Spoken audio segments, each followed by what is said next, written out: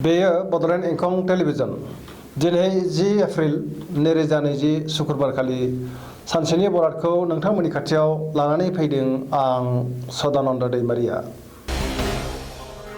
सिगां आं फरायथिनो लादों मेष राशि।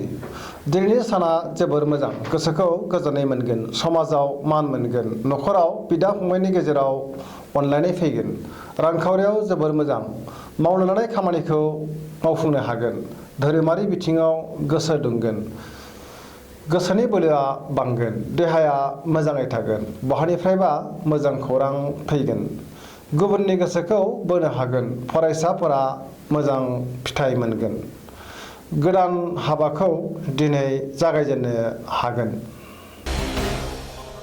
वृष राशि।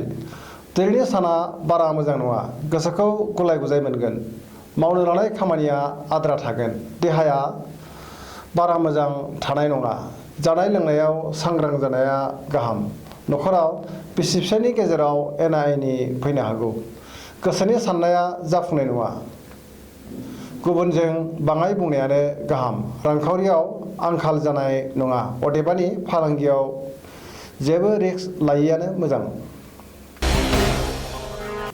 मिथुन राशि।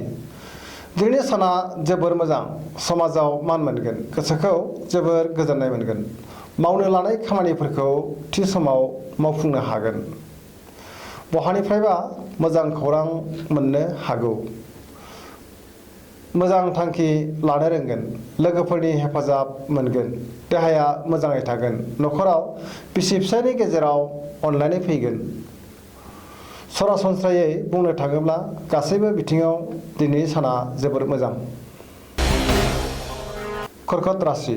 दिनैनि साना जोबोर मोजां, धोरोमारि बिथिङाव गोसो दुंगोन, नखराव बिदा फंबायनि गेजेराव अनलायनाय फैगोन, गुबुननि हेफाजाब मोनगोन, रांखावरियाव जोबोर मोजां, फालांगियाव मोजां मुलाम्फा मोननो हागोन, देहाया मोजाङै थागोन, मावनो लानाय खामानिखौ थि समाव मावफुंनो हागोन, देहाया मोजां थागोन, गुबुनजों मोजां सोमोन्दो लाखिनो हागोन, गोसोखौ जोबोर गोजोननाय मोनगोन, समाजाव मान मोनगोन, बहानिफ्रायबा मोजां खौरां फैनो हागौ।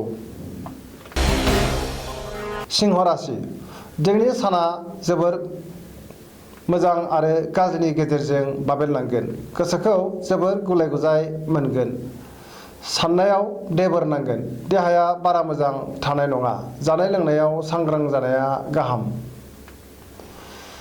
देहाखौ जोथोन लानांगोन, बहाबा थांनांगौब्ला दिनै दोनथ'नायानो गाहाम, नखराव बिसि फिसायनि गेजेराव अनलायनाय फैगोन, रांखावरियाव मोजां, फालांगियावबो मोजां, समाजाव मान मोनगोन। कन्या राशि।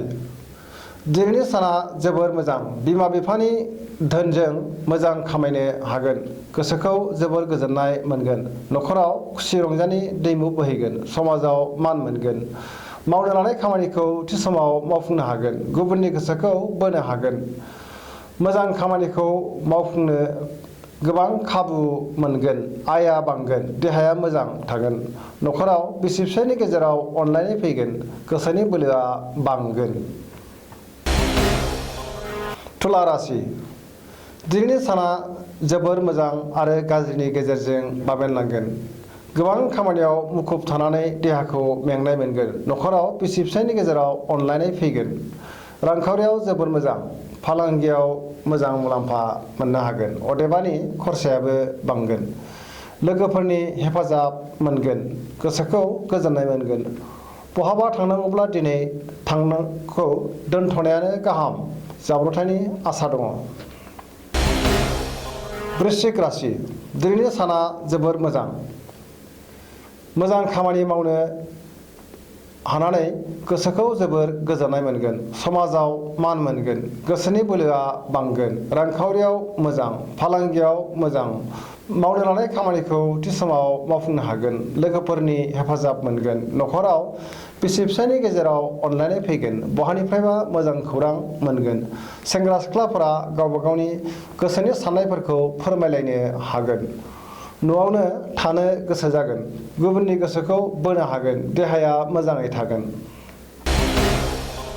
धनु राशि। दिनैनि साना जोबोर मोजां, गोसोखौ गोजोननाय मोनगोन, समाजाव मान मोनगोन, गोसोनि बोलोआ बांगोन, मावनो लानाय खामानिखौ दिनै थि समाव मावफुंनो हागोन। रांखावरियाव जोबोर मोजां। फालांगियाव मोजां मुलाम्फा मोननो हागोन। देहाया मोजाङै थागोन। गोसोनि साननायफोरा जाफुंगोन। न'खराव बिदा फंबायनि गेजेराव अनलायनाय फैगोन। बहानिफ्रायबा मोजां खौरां मोनगोन। मकर राशि दिनैनि साना जोबोर मोजां। रांखावरियाव जोबोर मोजां। आयआ बांगोन। समाजाव मान मोनगोन। गोसोनि साननायफोरा जाफुंगोन। मावनो लानाय खामानिखौ दिनै थि समाव मावफुंनो हागोन। न'खराव बिसि फिसायनि गेजेराव अनलायनाय फैगोन। गुबुननि गोसोखौ बोनो हागोन। गोबां बिथिङाव रोंगौथि थागोन। धोरोमारि बिथिङाव गोसो दुंगोन। देहाया मोजाङै थागोन। जायखि खामानिखौ मावा मानो मोजाङैनो एबा गोरलैयैनो मावफुंनो हागोन।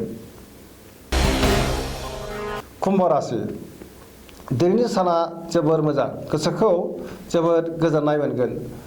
गुबुननि गोसोखौ बोनो हागोन। समाजाव मान मोनगोन। मावनो लानाय खामानिखौ दिनै थि समाव मावफुंनो हागोन। रांखावरियाव जोबोर मोजां होनजायो। फालांगियाव मोजां मुलाम्फा मोननो हागोन। देहाया मोजाङै थागोन। न'खराव बिसि फिसायनि गेजेराव अनलायनाय फैगोन।